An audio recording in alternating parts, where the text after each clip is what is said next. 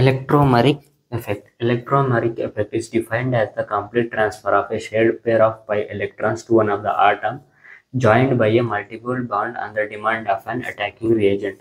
అంటే ఏం లేదు, దీన్ని తీసుకొని మనం ఈజీ ఎక్స్ప్లెయిన్ చేసేస్తాం. ఓకే, మనకు ఇప్పుడు డబల్ బాండెడ్ కాంపౌండ్ ఉంది. ఓకే, మనకు ఇప్పుడు వచ్చేసి attacking reagent, for example electrophile వచ్చింది అనుకున్నాం.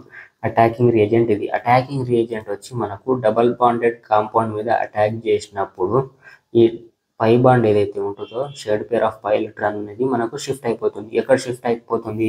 వీడు అటాక్ చేస్తున్నాడు కాబట్టి వీని దగ్గరికి వెళ్ళిపోతుంది. అంటే ఈ బాండ్ అనేది ఇక్కడికి వచ్చేసి ఈ దీంతో అటాచ్ అయిపోతుంది, CH2E. ఓకే, దీన్ని మనం ఎలక్ట్రోమెరిక్ ఎఫెక్ట్ అని అంటాం. ఓకే, ఇది వచ్చేసి మనకు టెంపరీ ఎఫెక్ట్, అంటే ఇది టెంపరీగానే ఉంటుంది. సో దీంట్లో మనకు 2 టైప్స్ ఉంటాయి, పాజిటివ్ ఎలక్ట్రోమెరిక్ ఎఫెక్ట్, తర్వాత వచ్చేసి negative electromeric effect. Positive electromeric effect, in this effect pi electrons of the multiple bond transfer to that atom at which the reagent gets attached. అంటే మనకు ఇక్కడ ఉంది, ఫర్ ఎగ్జాంపుల్ పైన తీసుకుందాం, CH2 మనకు electrophile ఇది అటాకింగ్ రేజెంట్ అనమాట. ఎలక్ట్రోఫైల్ వచ్చేసి అటాకింగ్ రేజెంట్. మనకు ఈ ఎలక్ట్రోఫైల్ ఎక్కడ అటాక్ చేస్తుంది? ఈ కార్బన్ మీద అటాక్ చేస్తుంది. సో మనకు ఈ కార్బన్ మీద అటాక్ చేసినప్పుడు ఈ పై బాండ్ ఏదైతే ఉంటుందో ఇదే కార్బన్ మీద షిఫ్ట్ అవుతుంది. సో దాన్ని మనం పాజిటివ్ ఎలక్ట్రోమెరిక్ ఎఫెక్ట్ అని అంటాం. ఓకే, తర్వాత వచ్చేసి నెగిటివ్ ఎలక్ట్రోమెరిక్ ఎఫెక్ట్ అన్నమాట. In this effect pi electrons of the multiple bond transfer to that atom at which the attacking reagent does not get attached. అంటే ఏం లేదు, ఇక్కడ మనకు దాని ఆపోజిట్. ఓకే, ఫస్ట్ వచ్చేసి మనకు ఇది వచ్చేసి న్యూక్లియోఫైల్ అన్నమాట.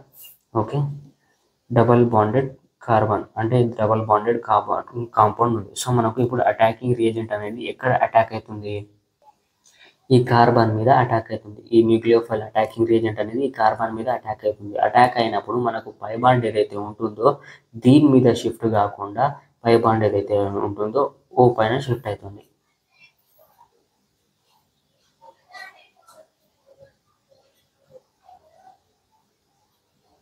ఓకే, దాన్ని మనం నెగిటివ్ ఎలక్ట్రోమెరిక్ ఎఫెక్ట్ అని అంటాం.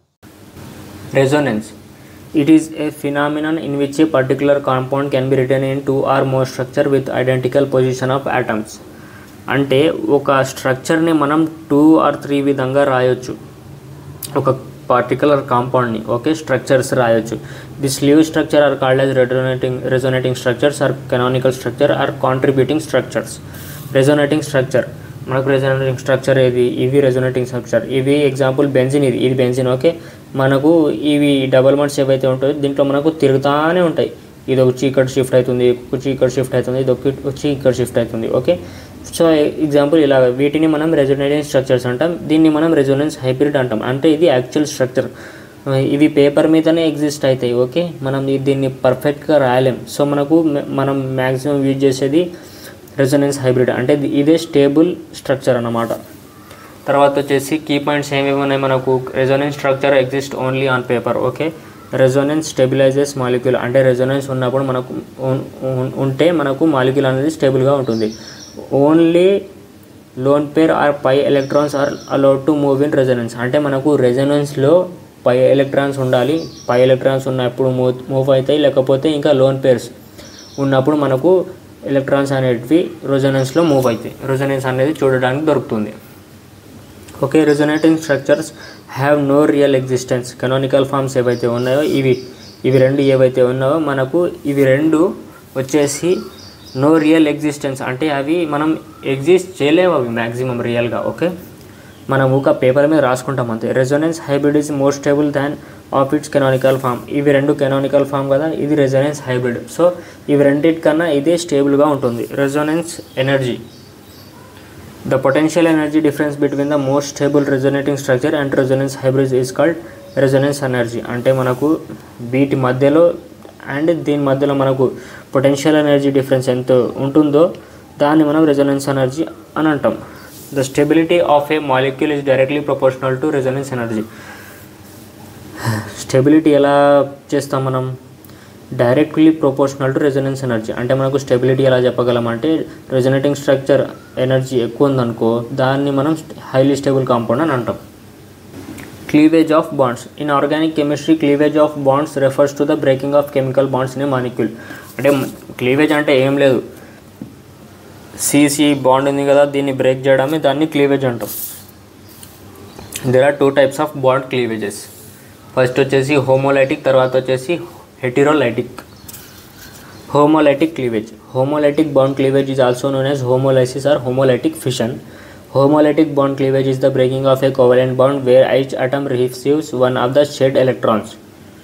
అంటే మనకు ఇక్కడ ఏ ఒక ఆటమ్ బి ఒక ఆటమ్. సో ఇవి రెండు, ఏ ఆటమ్ వచ్చేసి మనకు ఈ ఎలక్ట్రాన్ ఇచ్చింది, బి ఆటమ్ అనేది ఈ ఎలక్ట్రాన్ ఇచ్చింది. ఓకే, ఇవి రెండు ఎలక్ట్రాన్ షేర్ చేసుకొని కోవలెంట్ బాండ్ ఫామ్ అయినాయి. సో మనకు హోమోలైటిక్ క్లీవేజ్లో ఏం జరుగుతుందంటే ఈ బాండ్ అనేది మధ్యలో బ్రేక్ అయిన తర్వాత ఈ ఆటమ్ ఏదైతే ఉంటుందో తన ఎలక్ట్రాన్ని తన తీసుకుంటుంది, ఈ ఆటమ్ ఏదైతే ఉంటుందో తన ఎలక్ట్రాన్ని తన తీసుకుంటుంది. ఓకే, దాన్ని మనం హోమోలైటిక్ క్లీవేజ్ అని అంటాం. అప్పుడు మనకు ఫ్రీ రాడికల్స్ అనేటివి వస్తాయి. Okay, homolytic bond cleavage is of A covalent bond wear each atom receives one of the shared electron. అంటే షేర్డ్ ఎలక్ట్రాన్స్ ఏవైతే ఉంటాయో మళ్ళీ అవి వాపస్ తీసుకుంటాయి.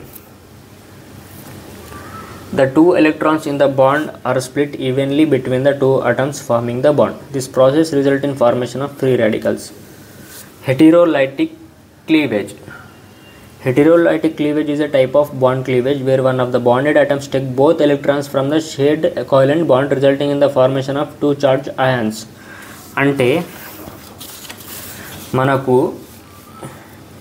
ఇదొక ఆటం ఇదొక ఆటం, ఈ యొక్క ఆటమ్ అనే ఎలక్ట్రాన్ ఇది, ఈ యొక్క ఆటమ్ ఎలక్ట్రాన్ ఇది. సో మనకు రెండు ఈక్వల్గా షేర్ అయి కోవలెంట్ బాండ్ ఫామ్ అయినారు.